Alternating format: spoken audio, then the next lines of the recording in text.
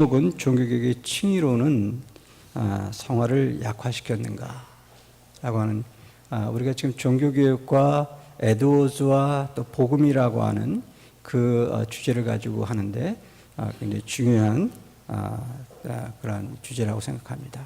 우리 나오실 때 큰 박수로 환영하겠습니다.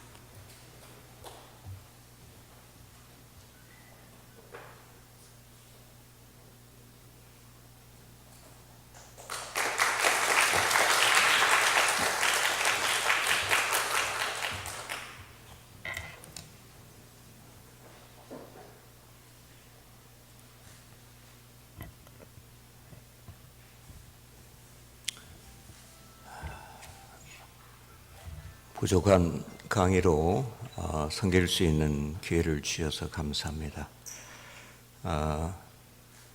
우리 정근두 목사님 성령론을 전공하셨다고 그랬는데 저도 성령론을 전공했습니다. 성령론에 대한 어떤 부분에 입장은 좀 다릅니다. 그래서 전에 좀 논쟁도 했고요. 그러나 서로 친합니다. 같은 교단이고요. 그래서 제가 아주 존경하고 사랑하는 그런 어른입니다. 또 좀 다른 점이 있다면 목사님은 성령론을 연구하시다가 성령의 은혜와 능력으로 충만해서 조직신학을 그만두시고 그리고 귀한 사역을 하셨는데 저는 아직 성령의 은혜로 충만하지 못해서 조직신학을 그만두지 못하고 계속 하고 있습니다. 종교개혁 500주년을 맞이해서 칭의론에 대한 논쟁이 가열되고 있습니다. 그래서 칭의론에 대한 그 강의가 계속 요청이 와서 제가 여러 곳에서 이 강의를 했습니다. 혹시 거기에 참석하신 분들은 좀 반복되는 것이 있을지 모르겠습니다. 다음에 어떤 곳에서 제가 강의한다면 오시지 않아도 됩니다.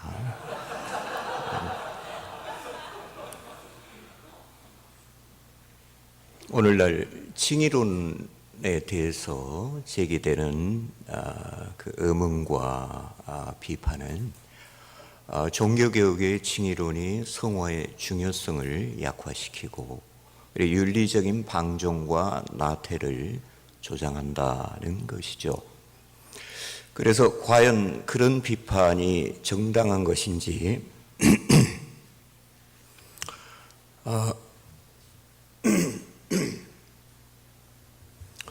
종교개혁자 특별히 켈빈의 가르침을 통해서 한번 진단해 보려고 합니다.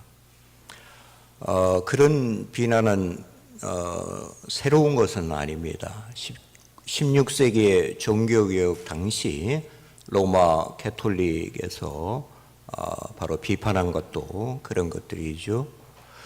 그래서 켈빈이 구원론을 다룸에 있어서 가장 심혈을 기울였던 것이 그런 비판에 대응을 해서 종교개혁의 칭의론이 그런 식으로 왜곡되고 남용되는 그런 위험을 철저히 배격하는 것입니다. 잘 아시듯이 기독교 강요에서 켈빈은 칭의보다 성화를 앞서 다루었지요.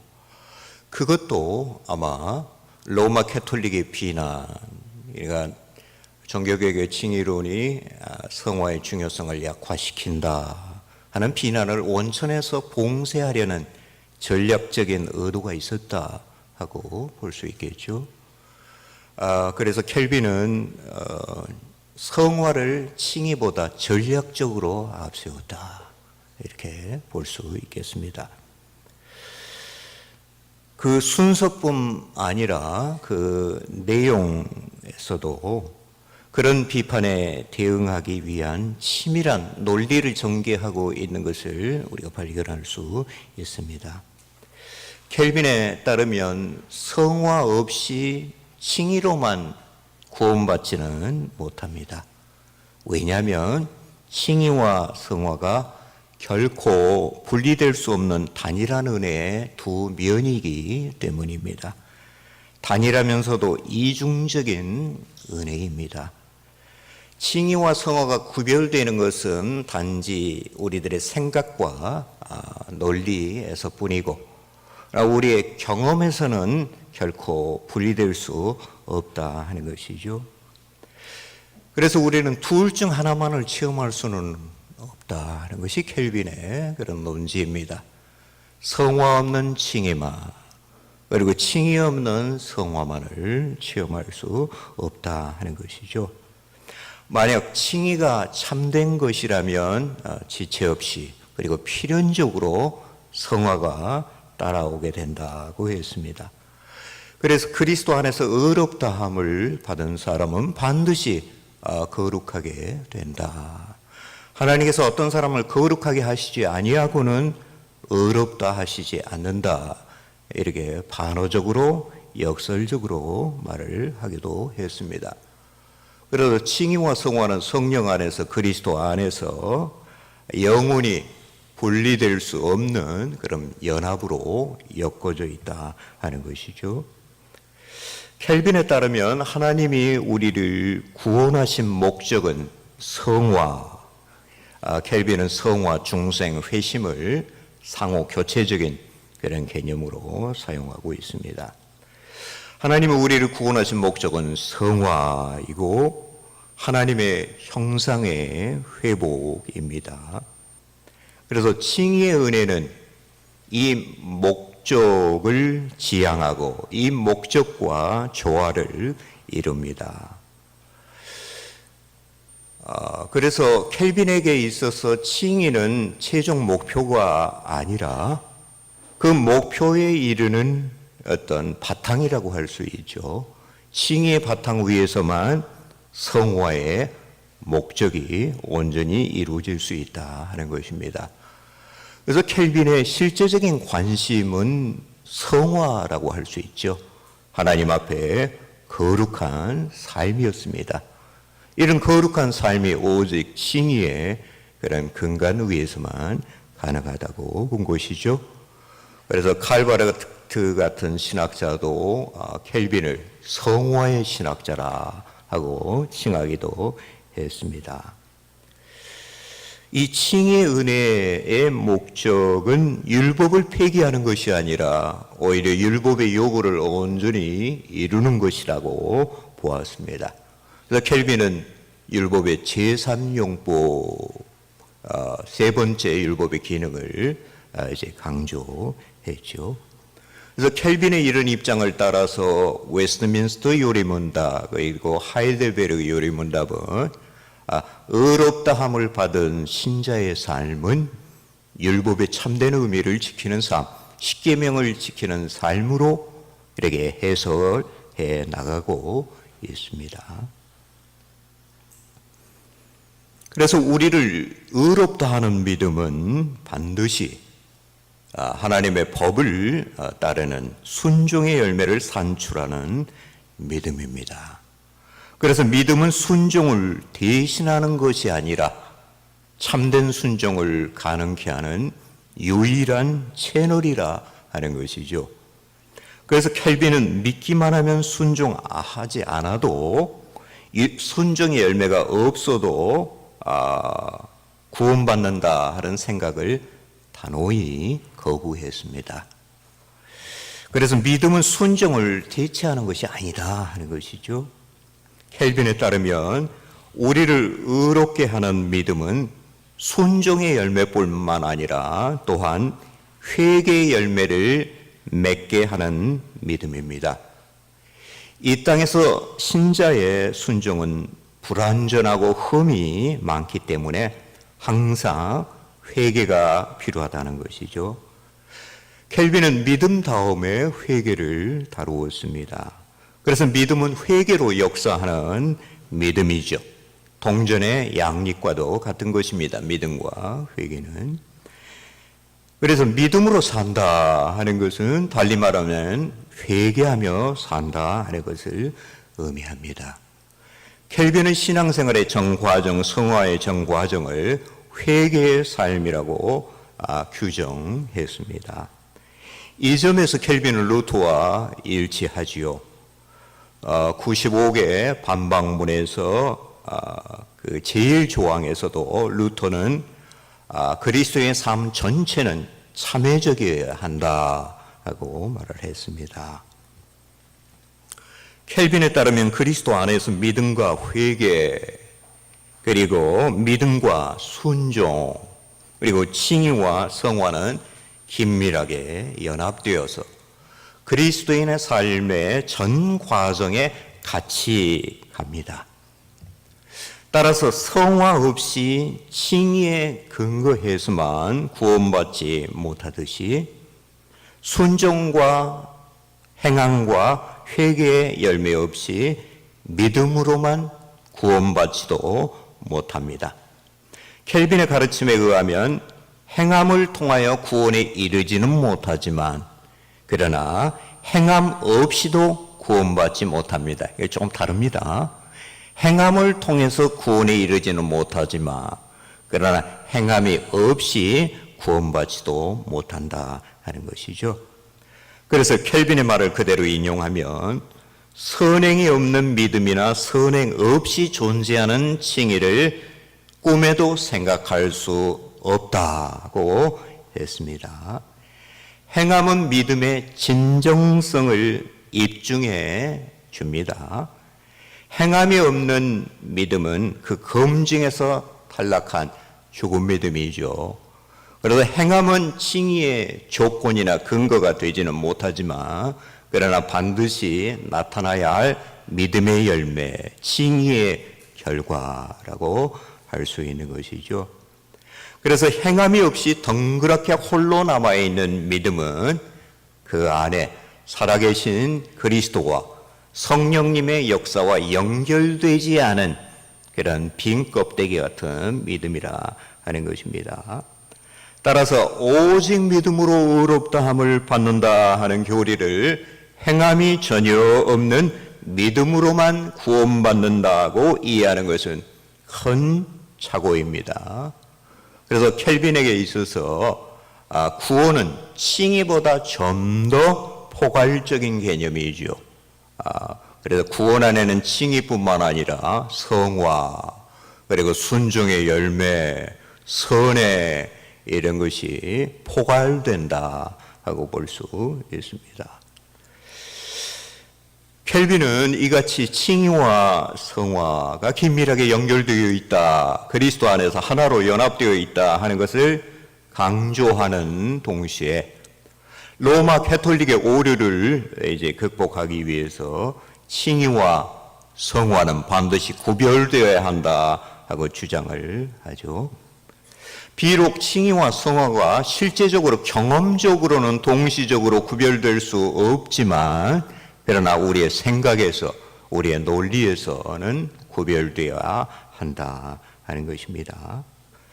로마 캐톨릭처럼 만약 우리의 칭의가 우리의 불완전한 성화에 조금이라도 근거한다면 칭의뿐만 아니라 성화도 문제가 야기된다 하는 것이죠. 구원의 확신에 위협받을 뿐만 아니라 그 칭의의 바탕, 참된 경건의 바탕을 잃어버린 그러한 삶 속에 하나님께서 원하시는 진정한 경건을 기대하기 어렵다 하는 것이죠.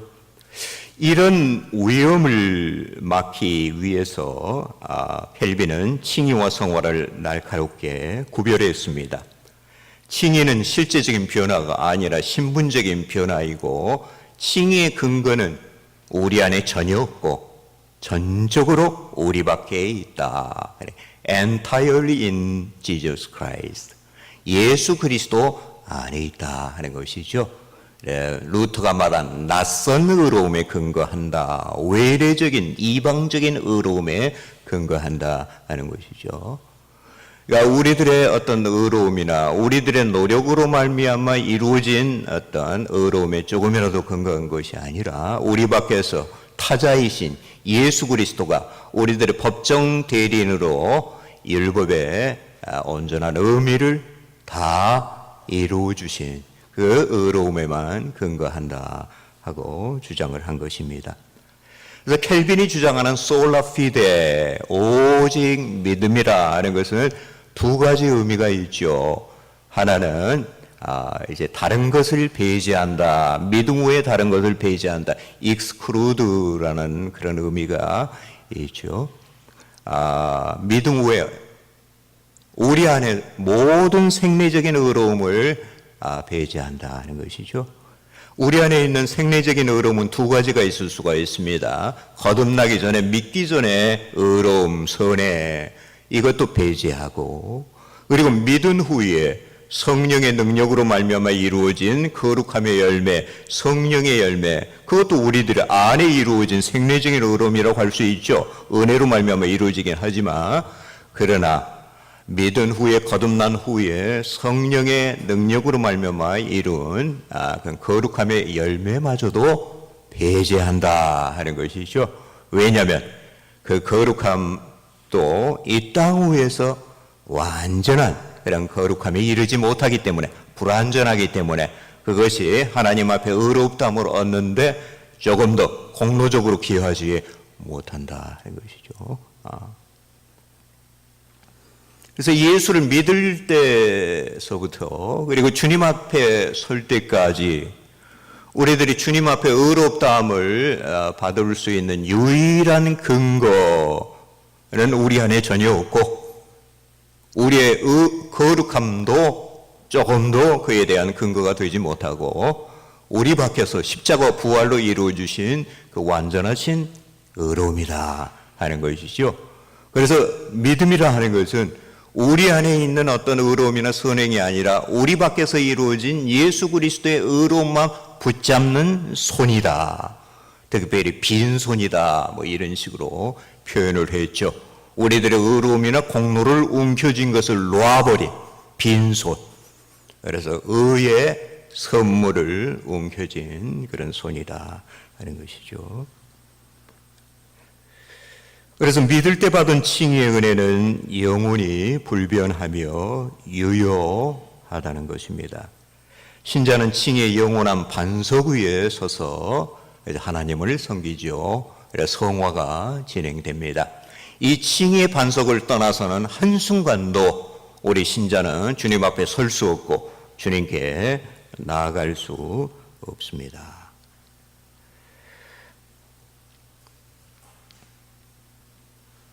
켈빈은 칭의뿐만 아니라 성화도 모두 같은 근원에서 흘러나온다고 보았습니다. 예수 그리스도의 십자가와 부활이 칭의의 근거일 뿐만 아니라 성화의 원천이기도 하다 하는 것이죠. 거기서 우리가 죄에 대해서 죽고 하나님을 향해서 다시 사는 성화의 효력이 유출된다 하고 보았습니다. 특별히 켈빈은 로마서 6장을 주석하면서 신자가 그리스도의 죽음과 연합함에서부터 죄에 대해서 죽을 수 있는 그러한 효력이, 능력이 흘러나온다 하고 말을 했습니다. 그래서 예수 그리스도의 죽음과 부활로부터 우리가 죄에 대해서 죽고 하나님에 대해서 다시 살 수 있는 효능이 계속 우리들에게 제공되는 것입니다. 그러므로 우리의 성화는 우리가 그리스도의 죽음과 부활하심의 연합함에 뿌리를 내리고 있습니다. 켈빈에 의하면 예수 그리스도의 죽음과 부활은 성화의 원천, 근원일 뿐만 아니라 성화의 패턴이기도 합니다. 그래서 신자는 그리스도의 죽음과 부활을 본받아서 죄에 대해서 죽고 하나님과 의에 대해서 다시 사는 것이죠. 그러나 죄에 대해서 죽고 하나님에 대해서 다시 사는 것은 그리스도 안에서 그리스도와 연합함으로 단회적으로 일어날 뿐만 아니라 일생에 거쳐서 계속 우리 안에 실현되고 체험되어야 할 그런 경험이죠. 그래서 그리스도인의 삶을 한마디로 정의를 하기를 매일 죽고 매일 그리스도와 함께 부활하는 삶이다 하는 것이죠. 우리는 매주 부활을 기념할 뿐만 아니라 부활의 능력을 체험하는 부활절을 맞이하는 것이죠.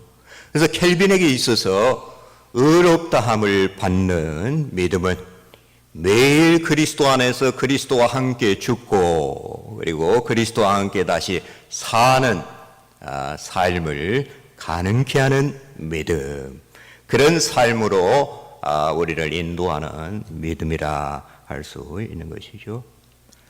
따라서 성화와 회개 같은 개념이죠. 켈빈에게서는 성화는 죽임, 영어로 mortification과 살림, vivification으로 이루어져 있습니다. mortification, 죽임은 특별히 이중적인 죽임이라고 하지요. 그래, 두 면으로 이루어졌는데 자기 부인, self denial, 자기 부인과 그리고 십자가를 지는 것이 mortification의 두 면입니다.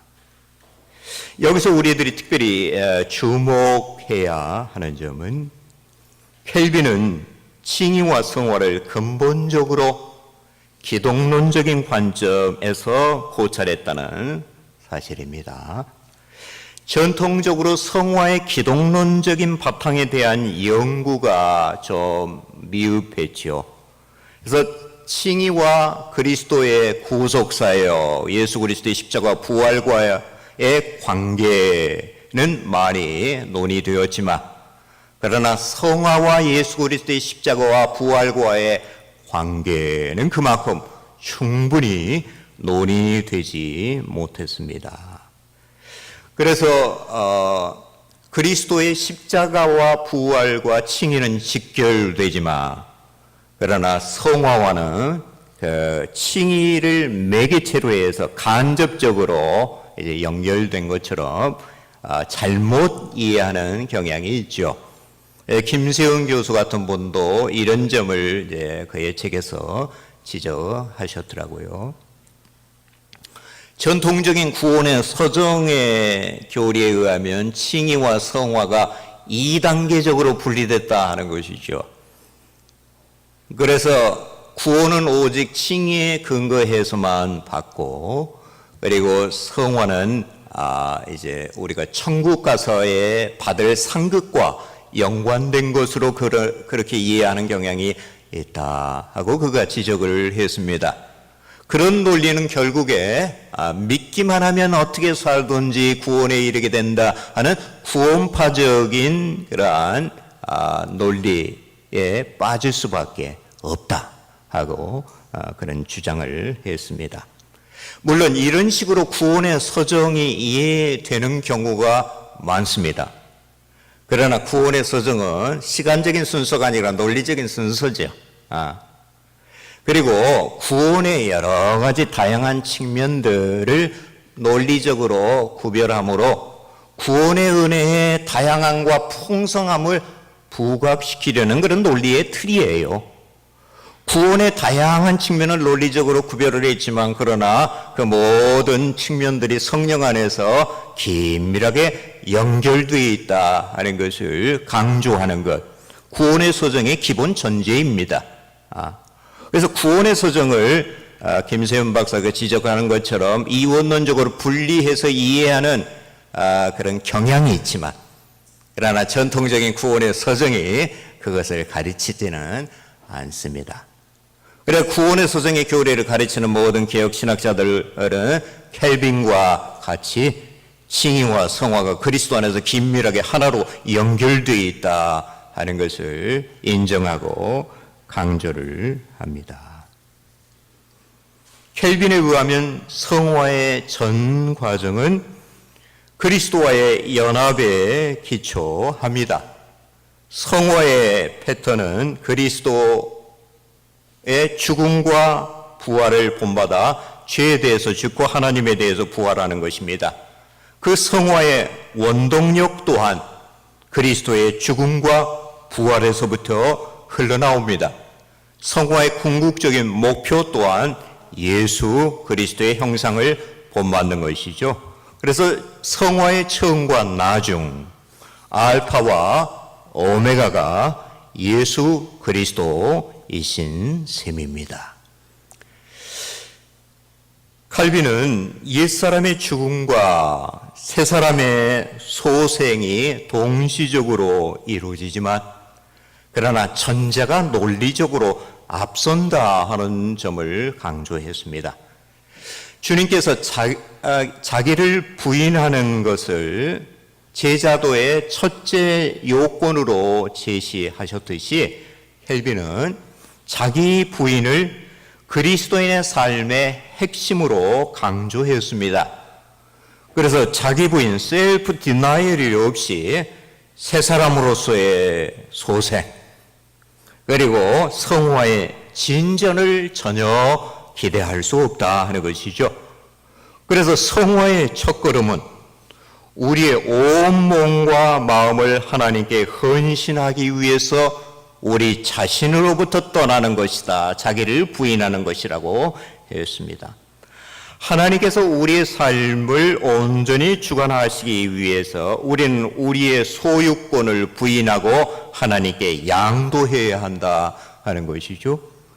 자기 부인이 있는 곳에 하나님이 우리를 다스리시고 자기 부인이 없는 곳에 죄가 우리를 지배합니다. 칼빈은 옛 자아가 성령과 말씀의 검으로 도살되지 않고는 우리 자신을 하나님이 기뻐하시는 산 제물로 드려서 하나님을 온전히 섬길 수 없다고 했습니다. 우리 인간은 자아를 하나님을 대신하는 작은 신으로 삼고 다른 모든 사람들이 이 신을 경배해 주기를 바란다 하는 것이죠. 그래서 인간은 자아숭배자인 동시에 다른 사람으로부터 자아숭배를 유도하는 그런 존재다 하는 것이죠. 그래서 하나님께 온전히 영광을 돌리기 위해서 자아를 철저히 부인해야 한다 하는 것입니다.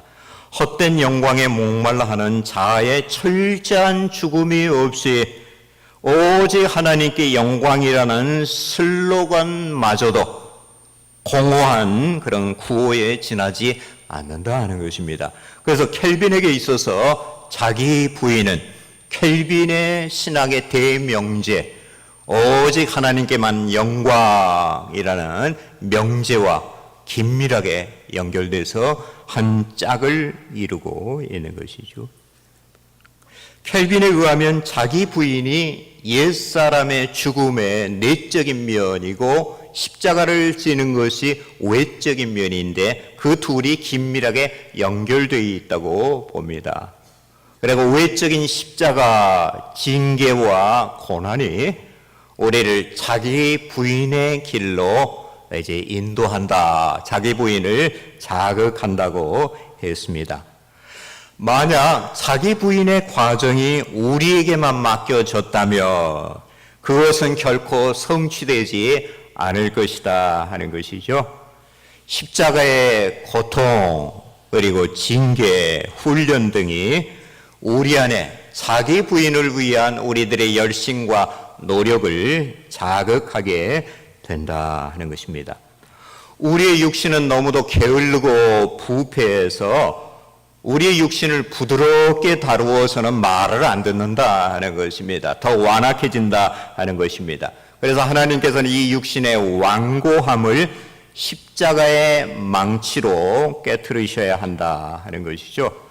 그래서 하나님께서는 자주 우리의 삶이 달콤하기보다는 고통스럽게 해서 어쩔 수 없이 자기의 부인의 길로 우리를 몰아가신다 하는 것이죠. 그리스도 안에서 신자는 죄 세력으로부터 결정적으로 자유했기 때문에 죄가 더 이상 규칙적으로 신자를 지배하지는 못합니다. 그러나 이 땅에서 신자는 죄와 모든 연약함으로부터 완전한 자유함의 단계에 이르지는 못합니다. 아직도 죄에서 온전히 자유하지 못하는 우리들의 상태에서부터 우리 신자에게서는 신흥과 탄식이 있게 되는 것입니다. 그런데 이 신흥과 탄식은 신자 안에 종말론적인 온전한 구원에 대한 소망을 더 심화합니다. 이 소망이 우리들이 추구하고 그리고 우리 지향하는 것을 종말론적으로 전환시킵니다. 우리들이 궁극적으로 추구하고 지향하는 것이 이 땅의 것이 아니라 저 위의 것, 현세적인 성공이 아니라 그리고 내세적인 것을 추구할 수 있도록 이 소망이 우리들의 지향성을 전환시킨다. 현세에서 내세로 전환시킨다 하는 것이죠. 하나님께서는 십자가의 고통을 통해서 또한 이 소망을 갖도록 우리를 도와주시는데요. 십자가의 처방을 통해서 현재의 삶에 대한 집착에서 벗어나 내세를 갈망하게 하신다 하는 것입니다. 우리 인간은 본성적으로 끔찍하게 현세 지향적이고 이 세상을 사랑하기 때문에 십자가의 역경을 통해서 계속 이 세상의 비참함과 허망함을 깨달지 못하면 우리는 세상에 대한 걷잡을 수 없는 사랑과 집착과 미련에서 결코 헤어나지 못할 것이다 하는 것이죠. 그래서 하나님께서는 우리의 삶이 달콤하지 않도록, 그래서 현세에 안주하지 않도록 고통과 괴로움으로 가득하게 할 때가 많다 그랬어요. 켈빈은 경건한 사람의 상태는 전생에 걸쳐 매우 비참하다고까지 말했어요.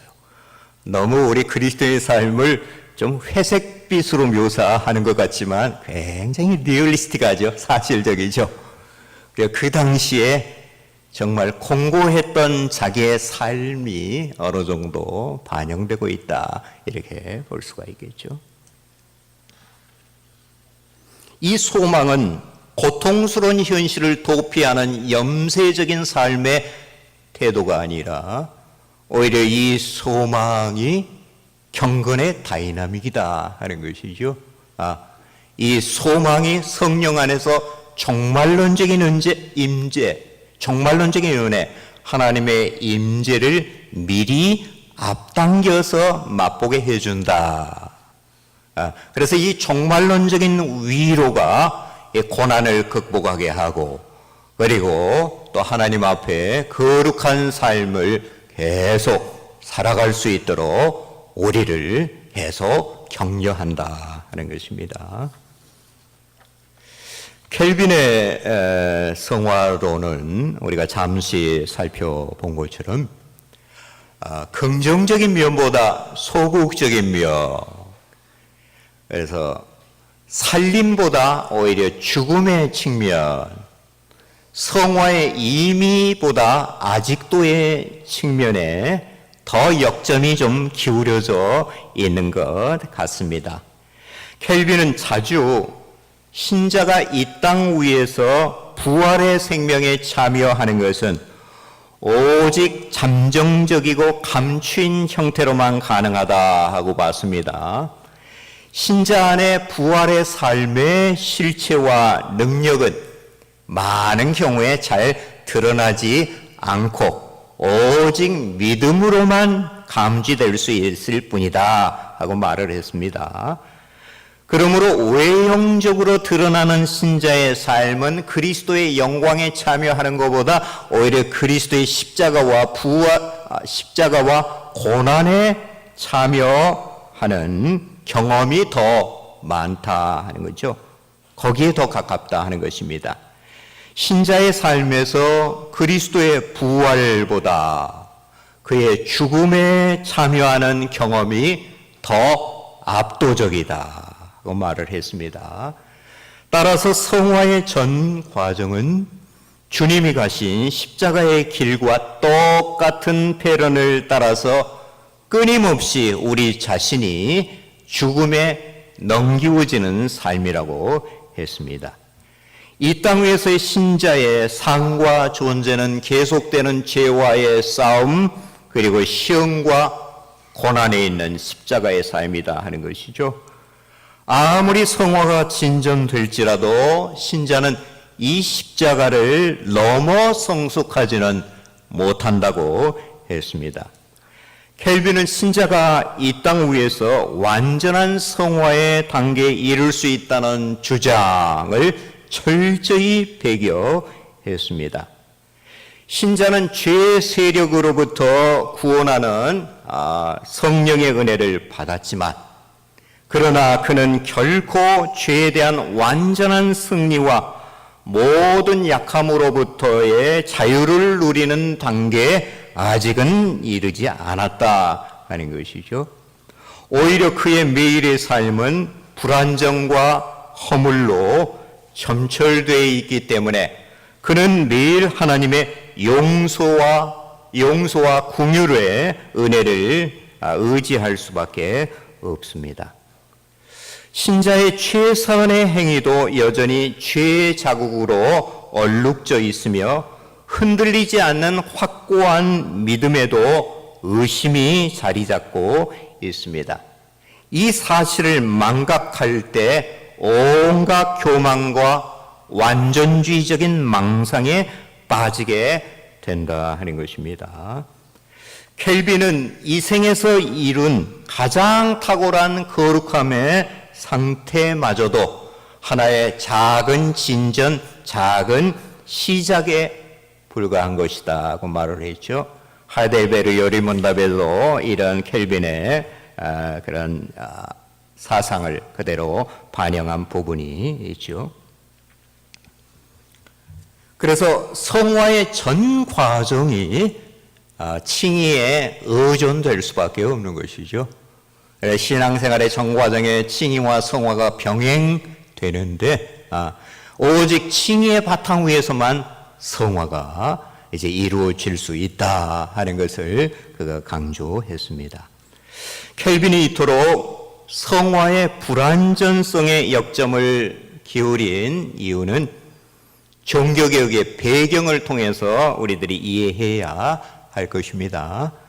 실제적으로 거룩해지는 성화가 칭의에 공로적으로 기여한다 하는 그런 로마 캐톨릭의 주장을 반박하기 위해서 우리들이 이 땅에서 이룬 성화, 거룩함은 너무 불완전하기 때문에 그것이 칭의에 공로적으로 기여할 수 없다 하는 것을 특별히 부각시킨 것입니다. 켈빈의 성화론과 이 칭의론은 굉장히 역설적인 구조를 띠고 있죠. 그래서 전반부에서는 그리스도의 연합을 근거로 해서 성화가 반드시 있어야 한다는 성화의 실질성과 그리고 필연성을 강조했으면서, 그리고 이 성화론 뒷부분에서는 성화가 얼마나 미미함과 성화의 불완전성을 강조하고 있는 것이죠. 그래서 켈빈은 성화를 근본적으로 기독론적이고 그리고 종말론적인 관점에서 고찰했다고 볼 수가 있는 것이죠. 그래서 한편으로는 성화의 중요성과 실제성을 강조하고 다른 한편으로는 성화의 불완전성을 부각시켰습니다. 이는 로마 캐톨릭과의 논쟁에 효과적으로 대응하는 탁월한 접근이라고 볼 수 있는 것이죠. 켈빈은 그리스도와의 연합을 통해서 칭의와 함께 성화가 반드시 이루어진다 하는 점을 강조하므로 종교개혁의 칭의론이 성화의 중요성을 약화시키고 신앙의 방종을 조장한다 하는 로마 캐톨릭의 비난을 원천에서 봉쇄했습니다. 동시에 성화를 아직도 미완성이라는 종말론적인 측면에서 조명함으로써 성화가 칭의에 조건적으로 작용한다고 보는 로마 캐톨릭의 견해를 또한 효과적으로 반박한 것이라고 볼 수 있는 것이죠.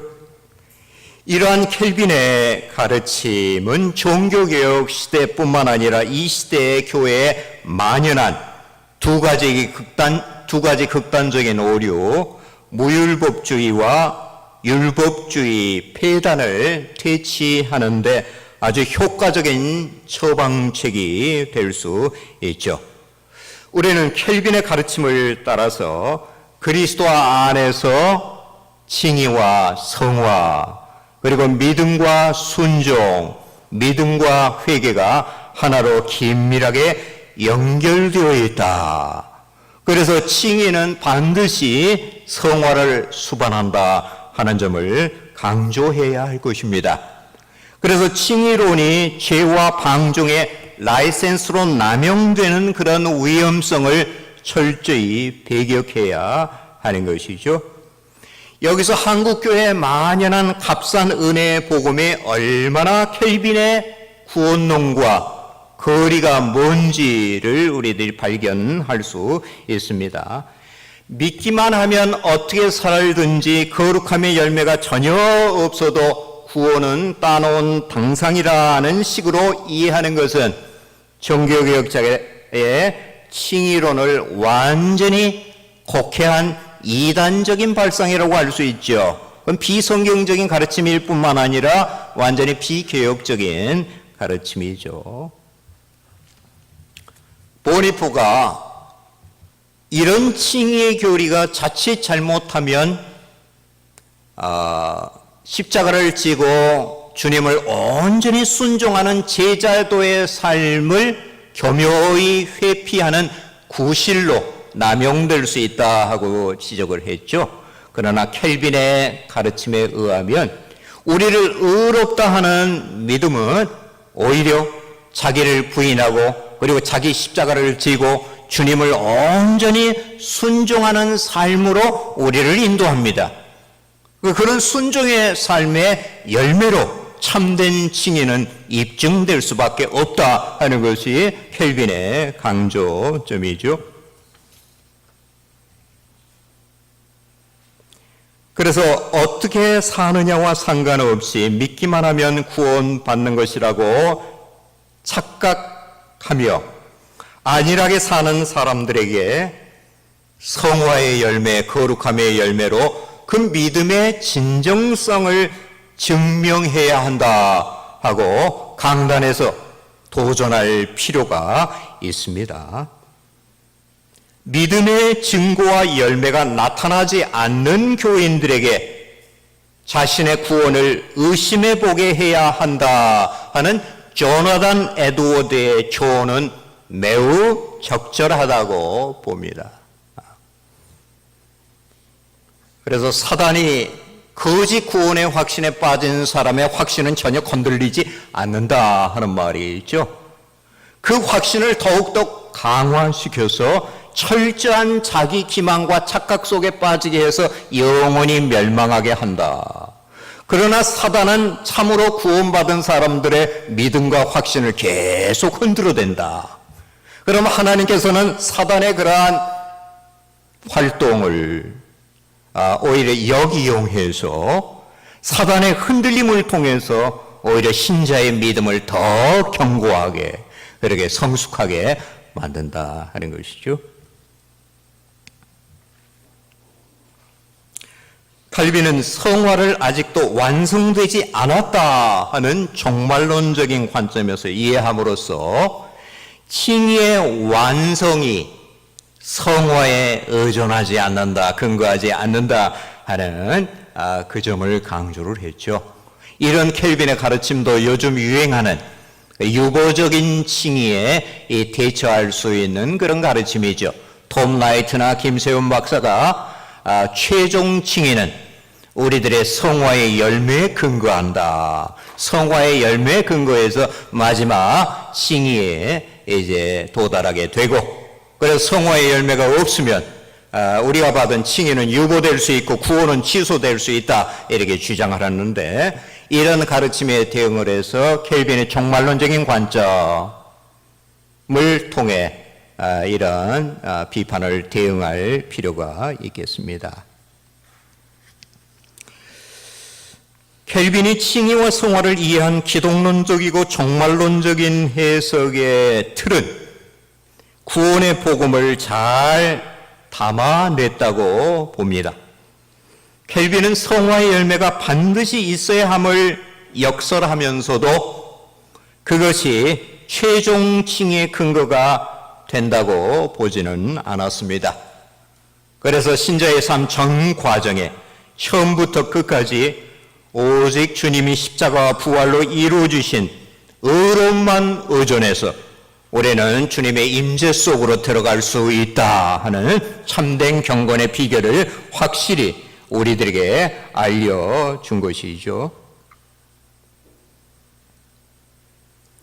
그래서 성화가 진행될수록 우리는 자신의 성화 거룩함에 의존하기보다 오히려 우리 밖에서 이루어 주신 예수 그리스도의 온전한 의로움만을 더 의존하게 되는 것이죠. 성화 과정에서 가장 큰 위험, 성화의 가장 큰 거침돌이 자기의 거룩함을 의존해서 하나님 앞에 나가려는 율법적인 성향이죠. 자기가 거룩해졌을 때, 은혜가 충만해졌을 때 그에 대한 자신감, 영적인 은근한 교만, 이것이 성화 과정에서 가장 큰 위험이죠. 우리들이 더 거룩해질수록, 은혜로 충만할수록, 성화가 더 진정될수록, 탁월한 거룩함에 이를수록 우리 안에 이런 이 거룩함과 의로움은 심히 미미하다, 부족하다 하는 것만 알고 우리 밖에서 이루어 주신 완전한 의로움만을 전적으로 의존하고 바라보고 자랑하고, 십자가밖에 자랑할 것이 없죠. 자랑하고 주님 앞에 설 수 있는 것이죠. 그래서 거룩해질수록 더욱더 칭의의 은혜를 의존한다. 켈빈의 가르침에 의하면 굉장히 역설적이죠. 성화가 진행될수록 더 칭의를 의존하게 되고, 칭의를 의존할수록 더 성화가 진행된다. 칭의에 의존하는 성화의 과정, 점점 낮아지면서 새로워지는 것, 점점 낮아지면서 겸손해지면서 거룩해지는 이러한 다이나믹이 거기에 담겨 있다 하고 볼 수가 있겠습니다. 한 가지 켈빈의 성화론, 구원론에서 아쉬운 점이 있다면, 좀 아까도 말씀드린 것처럼 새 사람으로서의 소생, 성화의 긍정적인 측면보다도 오히려 너무 부정적인 측면에 역점을 기울였다. 그래서 어떤 신학자는 켈빈의 성화론은 너무 음울하게 느껴진다. 음울하게 느껴진다. 부활의 생명과 부활의 실체를 경험하는 것은 잠정적이다. 그리고 오히려 주님의 십자가를 경험하는 것이 우리 삶 속에서는 압도적이다. 그게 맞죠. 사실적이지만, 그러나 우리들에겐 좀 위로가 필요하잖아요. 그리스도 안에서 성령의 능력, 그리고 성령 안에서 부활의 생명력을 누리고 우리 안에 자유와 기쁨과 위로가 있고 평강이 있고, 우리가 계속 옛사람만 붙들고 옛사람을 죽이고 그리고 자아를 부인하려고 그래서 옛사람이 죽어지지 않죠. 어떤 신학자가 그랬어요. 옛사람만 붙들고 있는다고 옛사람이 죽어지는 게 아니라 새사람과 은혜가 충만하게 밀려 들어오면 옛사람은 밀려 나가는 거 아니냐. 이 접근을 좀 반대로 해봐라. 뭐 이런 식으로 말을 하는데, 두 면의 균형 잡힌 그런 강조가 필요하다고 봅니다. 그래서 켈빈이 이런 불완전 성화에 대응을 해서 이제 웨슬리안의 완전 성화, 웨슬리안 전통의 이런 완전주의적인 성화 가르침 메시지, 캐주익 사경의 하이어 라이프 무브먼트, 그리고 20세기의 성령 세례 가르침, 이런 것들이 이제 등장하게 된 것이죠. 거기서 우리들이 좀 도전을 받을 필요가 있겠어요. 그래서 조율을 좀 해야죠. 이미와 아직도의 그런 균형. 아직도 우리들은 불완전하지만, 그러나 이미 우리가 이 땅 위에서 하나님의 임재와 하나님의 통치와 하나님 나라를 누리고 성령의 그런 능력 안에서 부활의 영적인 실체를 체험한다 하는 것을 강조할 필요가 있겠다. 그래서 앞으로 이 방향으로 좀 더 발전할 필요가 있겠습니다.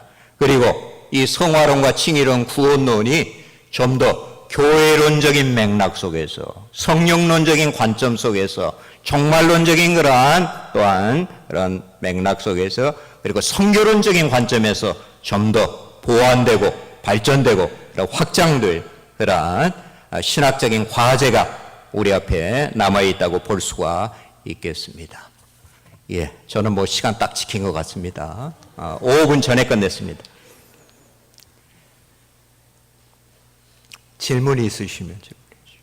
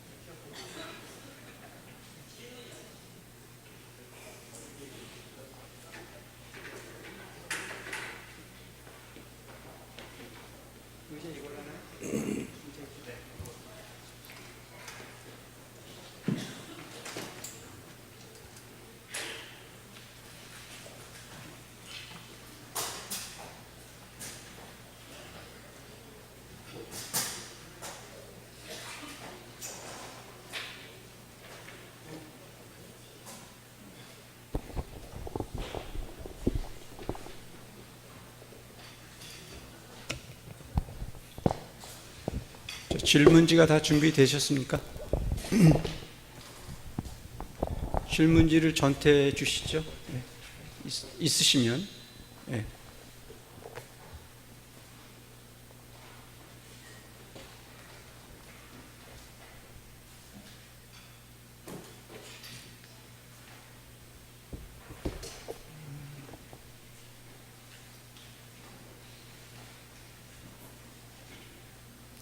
질문이 다 적으셨으면 우리 스태프들한테 주시면 제가 그걸 모아서 우리가 같이 제가 말씀드리고 두 분께서 관련된 답변을 하시겠습니다. 우리가 약 20분 정도 그렇게 있고, 만약에 더 필요하시면 여러분 식사 중에 혹시 우리 강사님들하고 말씀드려도 될 것 같습니다.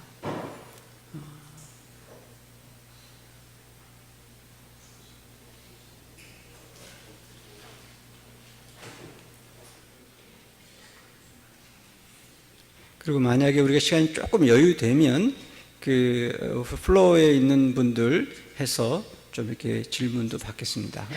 우선순위로 그 포스트잇으로 이렇게 써서 하신 분들을 먼저 하겠습니다.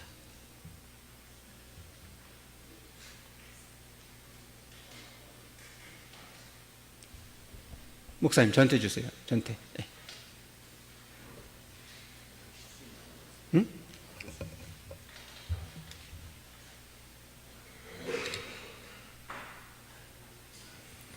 예, 지금 이게 같은 분인가요? 다른 분인가요? 다른 분이죠? 오케이.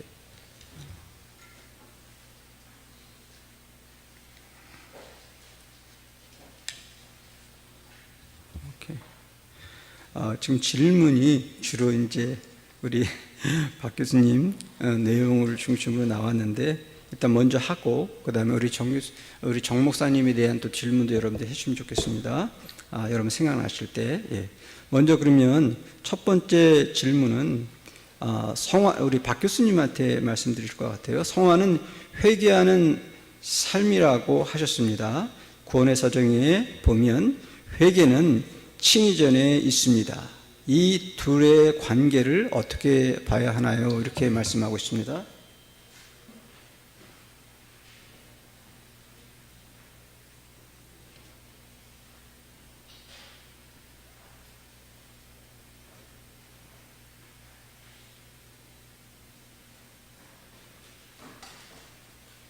예. 아까 제가 말씀드린 것처럼 구원의 서정은 논리적인 순서입니다. 그래서 이건 시간적인 순서라는 개념으로 우리들이 이해하면 곤란하죠. 성령 안에서 경험적으로는 동시다발적으로 일어나는 것이죠. 그러니까 논리적으로 우리들이 좀 구별을 하는 것이죠. 믿음과 회개, 그거를 이제 개종이라는 컨버전이라는 이름으로 칭의 앞에 전면에 배치를 시키죠. 전면에. 그런데 믿음과 회개를 또 논리적으로 나누면 믿음이 더 논리적으로 우선적이라 이렇게 보는 것이죠. 믿음을 통해서 이제 하나님의 은혜로 회개하게 되는 것이기 때문에 그래서 칭의의 방편이라 하는 것을 논리적으로 설명하기 위해서 구원의 서정에서는 칭의 앞부분에 배치를 한 것이죠. 시간적인 순서로 이해하면 굉장히 혼돈이 될 수가 있습니다. 그래 믿음과 회개 그 전에는 또 중생이라는 게 있잖아요, 그렇죠? 그런데 보면은 칭의는 실제적인 변화가 아니죠. 신분적인 변화예요. 그래 중생은 실제적인 변화잖아요. 그래 이 순서대로 이렇게 보면은 칭의가 마치 중생 뒤에 있으니까 실제적인 변화에 근거한 것처럼 그렇게 이해가 될 수 있죠. 그래서 이런 시간적인 순서로 우리 이해하는 건 상당히 문제가 있다 하고 봅니다. 하나님께서 이제 우리를 의롭다는 선물을 주실 때 그 선물을 담아서 우리들에게 주는 그릇으로서의 믿음도, 그래 믿음도 선물이라고 그러잖아요. 의의 선물을 주실 때 그 선물을 담는 그릇으로서 믿음도 또한 은혜로 주신다, 이렇게 봐야 되겠죠. 계속해서 우리 UBF의 우리 최사무엘님께서 아마 같은 맥락인데요. 이 칭의와 성화의 문제를 얘기하시면서 한국교회가 왜 성화를 말하지 않는가, 성화를 강조하고 성화운동을 일으켜야 된다 이렇게 말씀하셨는데 우리 아마 박 교수님 아마 또 대답을 좀 주셔야 될 것 같습니다. 잘 지적하셨습니다. 한국교회가 이 성화를 그동안 좀 간과해 왔죠. 앞으로 한국교회가 새로워지기 위해서는 칭의의 바탕 위에서 성화를 강조하는 그런 통전적인 복음 전파가 좀 있어야 할 것입니다. 그리스도 안에서 우리를 구원하신 목적은 성화거든요. 그리스도의 형상을 본받는 것. 근데 성화를 너무 개인적인 차원에서 이해하는 것보다 앞으로는 공동체적인 차원에서 성령 안에서 또 성교와 종말을 지향하는 그런 성화론으로 좀 폭넓은 관점에서 이해를 할 필요가 있겠습니다. 좋은 지적입니다. 저도 동감을 합니다. 우리 제가 정 목사님께 개인적으로 한번 여쭤볼까 합니다. 그러니까 특별히 이제 로이준수 목사님을 이제 공부하시고 또 좋아하시고 로이준수 목사님이 어떤 면에서 이제 목사님이 어떤 그 목회적인 개인적인 또 신학적인 이런 것들을 이렇게 어떻게 보면 이제 몰딩시키고 그런 것들을 이제 어떻게 하셨는데 우리 이제 일반인들에게 혹시 목사님께서 읽으시면서 개인적으로 참 좋았던 것 또 한 몇 가지 한두 가지 책 말씀해 주시고 혹시 로이 존스에 대해서 알고 싶은 분들 또 어떤 면에서는 잘 모르는 그런 우리 정 목사님께서 생각하는 보석과 같은 그 로이 존스 책 중에 추천할 만한 게 무엇일까? 그렇게 한 두 가지 정도 이렇게 한번 편하게 말씀해 주시면 어떨까 합니다. 질문이 됐나 모르겠네요. 제대로. 네. 한 번 더 요약을 해주시면 좋겠습니다. 질문 두 가지를. 첫 번째는 개인적으로 로이 존스 책을 좋아하는 그런 책들을 한 번 말씀해 주시고 두 번째는 우리 로이 존스를 좀 아는 분도 많이 있지만 그런 로이 존스 목사님에 대한 책들 좀 추천할 만한 것들 그렇게 한 2권 정도 뭐 이렇게 말씀해 주시면 좋겠습니다. 제가 가끔 기획했을 때 사람들이 그렇게 말합니다. 이 시대에 태어나서 로이드 존스의 산상설교를 읽지 않고 어떻게 눈을 감고 세상을 떠날 수 있는지 굉장히 신기하다 이런 생각을 하는데요. 정말 누구에게나 도움이 될 수 있는 책 같고, 특별히 그 목회자라고 하면은 이게 상하권으로 되어 있는데 30편씩. 저는 한 번 읽고 지나가지 말고, 옛날에 우리가 한약을 데려 먹을 때 2번씩 이렇게 먹듯이 재탕을 하듯이, 저는 이제 논문을 쓰기 위해서 그러긴 했습니다만은, 그냥 읽을 때 처음에는 그냥 은혜를 받는다 이런 차원에서 읽고, 두 번째는 본문이 그 설교의 구조가 어떻게 되는지를 쭉 살필 수 있다면은 재탕까지 가능합니다. 그래서 이게 상근 30첩, 하근 30첩, 60첩만 데려서 접속고 나면은 여러분이 여름을 거뜬하게 지낼 수 있을 것 같고요. 혹시 개인적으로 좀 도움이 될 수 있는 이야기를 한다면은, 제가 작년에 그 복 있는 사람의 복 있는 사람 출판사에서 제안을 해와서 연초에 봄에 2달 동안 로이드 존스의 고향이던 그 웨일즈에 가서 이제 다시 새로 쓰기 위해서 좀 많은 시간들을 보냈습니다.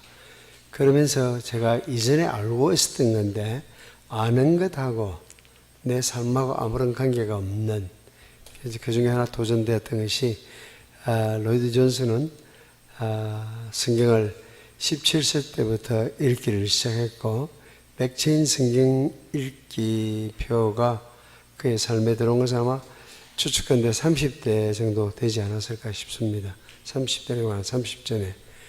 그래서 성경을 교인들에게 읽히고 싶어서 나름 시스템을 만들긴 했는데, 맥체인기 너무 탁월해서 자기도 맥체인 성경 읽기표에서 성경을 쭉 읽었는데, 돌아가신 날이 81년 3월 1일입니다. 그런데 2월 마지막 날까지 읽어야 할 자리에 책갈피가 4곳이 꽂혀 있어야 되죠. 맥체인은 4곳에서 성경을 봤으니까.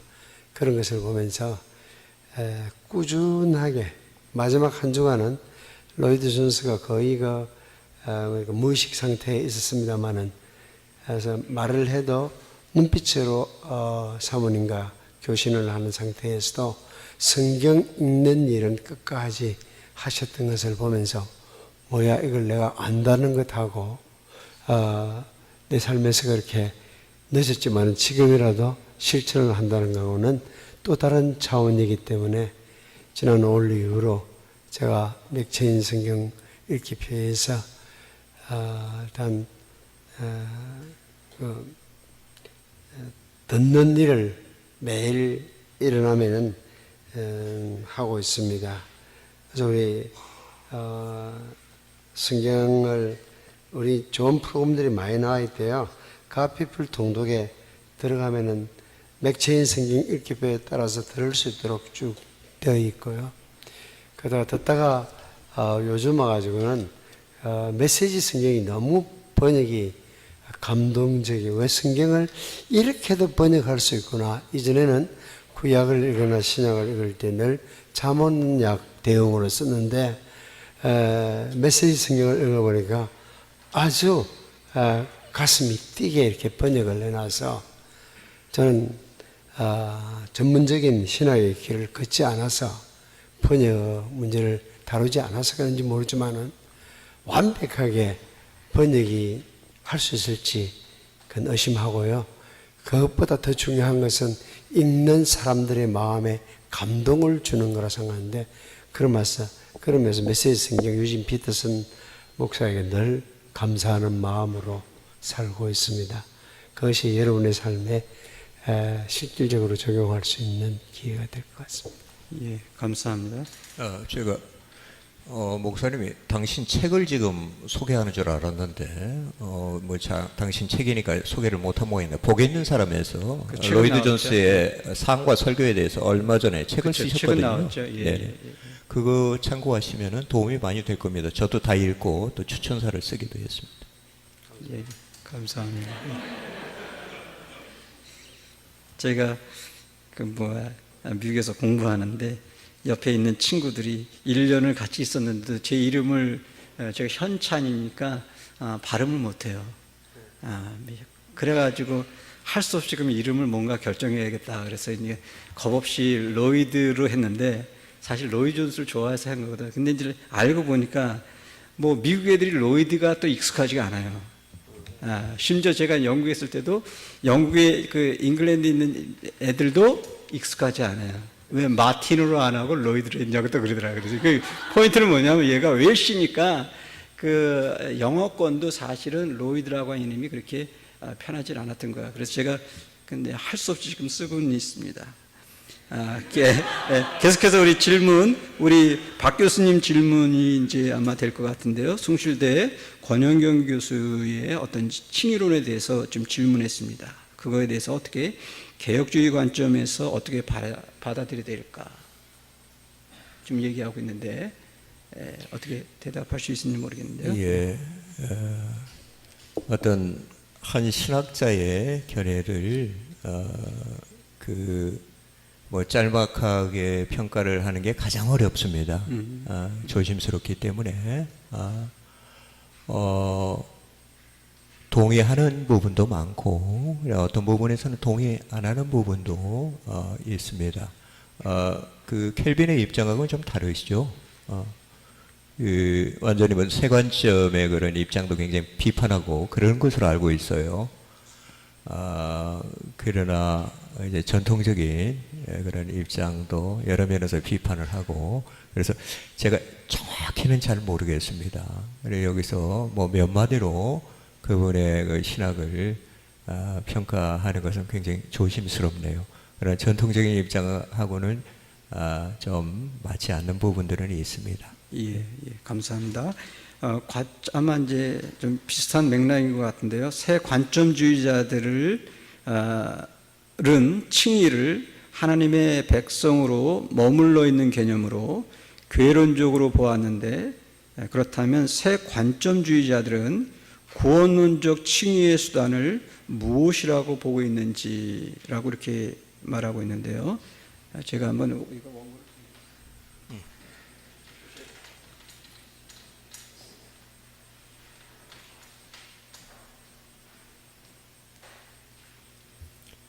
그러니까 세 관점에서는 현재 칭의와 그리고 종말의 칭의 이렇게 다르게 이렇게 이해하죠. 그래서 그 칭의 근거도 다르고요, 칭의 개념도 다르죠. 현재 칭의는 하나님의 백성으로 인정됨입니다. 그 멤버십이 인정됨을 의미하고, 그러니까 우리들의 그런 입장하고는 아주 다르죠. 그리고 종말의 징의는 우리들의 성화의 열매에 근거한 것이고요. 그래서 세 관점에서는 예수 그리스도의 의로움의 전가 개념, 특별히 톰 라이트는 전가 개념을 아주 철저하게 배격하죠. 넌센스다 이런 식으로. 그러니까 우리들은 칭의 근거가 예수 그리스도의 전가된 의인데, 법적으로 우리들에게 전가돼서 우리의 의로 인정되는 것인데, 이제 톰 라이트의 견해에 의하면 칭의의 근거가 없는 셈이죠. 칭의의 근거가. 그래 믿음으로 말미암아 이제 우리가 하나님의 백성 됐다 하는 것이 인정되는 것이다. 그러니까 우리들의 개념하고는 굉장히 달라요. 그러니까 칭의라는 말, 용어는 사용하지만 그 내용은 우리하고는 굉장히 다른 것이죠. 그 사람들이 포인트는 잘 활용하면서 예수님의 포인트는 우리가 활용하려고 안 할까요? 그냥 일반적인 살면서 보니까 그 포인트 확보해가지고 잘 쓰더라고요. 그런 것처럼 꼭 같은 개념이잖아요. 예수님이 딱 놓은 그 포인트가 우리에게 활용하게, 우리가 그 포인트에 의해서 우리가 구원받는다는 것을 이해하기를 왜 힘들어하는지 삶 속에서는 잘 두려움 없이 망설임 없이 잘 활용하면서 예, 아주 적절한 쉬운 예화네요. 그렇죠? 오케이. 그래 우리도 포인트를 얼마나 잘 씁니까? 그런데 예수님의 포인트 평생 우리들이 갖다가 쓰는 얼마나 축복된 이런 일을 왜 우리들 꺼려하는지 모르겠어요. 예, 마지막 두 가지 질문하고 우리가 시간이 돼서 마무리를 하겠습니다. 첫 번째는 어느 분한테 말씀드린 건지 모르겠지만 어쨌든 명강의에 진정 감사드립니다. 그리고 부활의 영적 실체 경험이 무엇인지요? 이게 질문인데요. 이게 어떤 분한테 질문인지 좀 질문하시는 분 말씀 좀 해주시겠어요? 박 교수님, 예. 부활의 실체는 바울의 가르침에 의하면 우리 신자의 새로운 삶은 부활에 정초되어 있죠. 그래서 죄와 허물로 죽었던 우리들을 그리스도와 함께 살리셨다. 그래서 우리가 부활에 근거한 그런 신자의 삶을 살고 있다고 볼 수가 있겠죠. 부활이 현재적이면 미래적이면, 그래 우리가 마지막에 우리 육체 부활을 체험하지만, 그러나 우리들이 그리스도와 연합함으로 현재적으로 또 부활의 생명을 누리는 것이죠. 부활의 생명. 바울 사도가 로마서 6장에서도 우리가 예수 그리스도의 죽음과 부활에 연합한 자가 되었다. 그리고 에베소서 2장 1절, 5절, 6절 뭐 이런 부분에서 우리가 그리스도와 함께 살리시고 하늘에 안침바 되었다. 이렇게까지 보고 있기 때문에 우리의 삶은 그리스도와 함께 죄에 대해서 죽고, 그리고 옛 사람의 그러한 실존에서 죽고, 그리고 새로운 사람, 그러니까 사망의 권세가 주관하는 옛 삶에서 죽고, 그리고 부활의 생명과 능력이 주관하는 새로운 삶으로 우리들이 이제 소생된 것이죠. 그래서 성령이 우리들에게 주시는 그런 능력은 그 살리는 능력이죠. 부활의 능력이죠. 부활하신 그리스도가 성령으로 우리 안에 거하셔서 우리가 성령 안에서 부활하신 그리스도의 연합함으로 우리 안에 부활의 생명이 약동하고, 그리고 부활의 능력으로 죄와 사망의 권세를 이기고, 그리고 하나님 앞에 거룩하게 산다. 에베소서 1장 19절에서 21절까지 신자 안에 역사하는 강력이 바로 예수 그리스도를 죽은 자 가운데서 다시 살린 부활의 능력이라고 그러잖아요.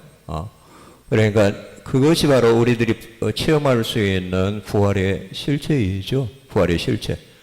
그래서 성령 안에서 영적인 부활, 현재적인 부활을 체험한 사람만이 마지막에 육체적인 부활도 체험하게 되죠. 성령 안에서 그래 부활의 현재적인 면과 미래적인 면이 하나로 연합되어 있죠. 둘 중 하나만을 체험할 수는 없죠. 예, 마지막 질문. 이걸로 이제 우리 시간상 마무리를 하겠습니다. 우리 플로어에서 따로는 원하심이 있다가 개인적으로 말씀해 주시면 좋겠습니다. 이번에는 우리 정 목사님께 될 것 같은데요. 르준수 목사님은 정규 신학 교육 과정을 거치지 않은 것을 알고 있는데, 그럼에도 깊이 있게 성경을 해석할 수 있었던 비결이 어디에 있었는지라고 이렇게 질문했습니다. 우리 정 목사님께서 말씀해 주시면 좋겠습니다. 우선 여러분들이 어려운 질문을 다 박 교수님에게 하고 쉬운 걸 저한테 해줘서 너무 감사하게 생각합니다. 로이드 존스가 신학 정규 과정을 신학교를 가지 않았습니다. 그러나 이제 사고하는 훈련 이런 것은 의학 공부를 통해서 충분히 했고요. 그 다음 헬라 공부 이런 것을 개인적으로 다 공부했습니다. 그리고 보통 신학생들은 신학 공부를 신학교 다니면서 하고 끝나는 경우가 많습니다. 목회하기 너무 바빠가지고 완전히 끝나는 경우들이 많은데, 사실 신학교에 가서 공부를 한다는 것은 학교에서 만든 커리큘럼에 따라서 외부에서 주어진 과정을 내가 거친 것이고 시험 친 것입니다. 그걸로 끝나는 사람들이 흔히들 근거 없는 자만심을 가지고 있는데, 나는 신학교를 졸업했다. 졸업하고 완전히 공부를 손뗀 사람들이 의외로 많고 대부분이 아닌가 하는 생각이 듭니다. 그러나 로이드 존스는 목회를 시작하면서부터 신학 공부를 시작을 했습니다. 그래서 오전 시간은 항상 연구하는 시간이었고 휴가 때까지도 해변에 정장을 하고 오전에는 그러니까 두꺼운 책들을 이렇게 읽었습니다. 그래서 오후에는 딸들하고 놀아주는 시간 같지만은 그래서 누가 설교에 대해서 비판하면은 그 부분의 약점을 커버하기 위해서 평생 많은 책을 읽었는데 제가 이렇게 쭉 살펴보니까 탁월한 사역자들은 놀라운 독서가들이었습니다. 예컨대 스퍼전 같으면은 5살, 6살 이렇게 어린 나이에 레고 블럭을 가지고 놀 나이에 할아버지 서재에서 퓨리탄을 읽었습니다. 그러니까 18년, 18살에 영국의 그 10대 설교자로 떴지만은 충분히 81살까지 읽을 수 없는, 보통 사람 읽을 수 없는 책들을 읽었기 때문에 그게 나오는 겁니다. 그런 면에서, 신학교에 다녔느냐, 다니지 않느냐 가지고 아직도 우리는 실적을 중시합니다. 다행히 새 대통령이 이력서 다 지우고 실력을 가지고 평가하자 하는데 아마 그런 면에서 이야기를 하면은 어느 서울에 있는 어떤 신학교에서 로이드 존스를 학생이 논문에 인용했다가 교수로부터 야단을 맞았대요. 그 설교자의 글을 논문에 인용할 수 있느냐, 그 알량한 MDB 과정의 논문에 인용할 수 있느냐 하고 이야기를 했었는데 저는 그 교수님이 로이드 존스를 아는지 좀 의심이 들었어요. 그리고 로이드 존스가 읽은 책의 10분의 1 정도라도 읽었는지 이런 의심을 갖습니다. 그러니까 학벌을 내세우지 말고 실질적으로 실력을 양성을 하게 되면은 문제가 없을 것 같습니다. 예, 감사합니다. 우리 다시 한번 두 분께 감사드립니다. 우리 유 목사님, 우리 식사가 준비가 됐나요? 뒤에? 일단은요, 다들 나오셔서 한번 사진 촬영하시고, 식사는 어디서 하나요, 유 목사님? 지하, 예, 그럼 거기에 식당, 저희 도시락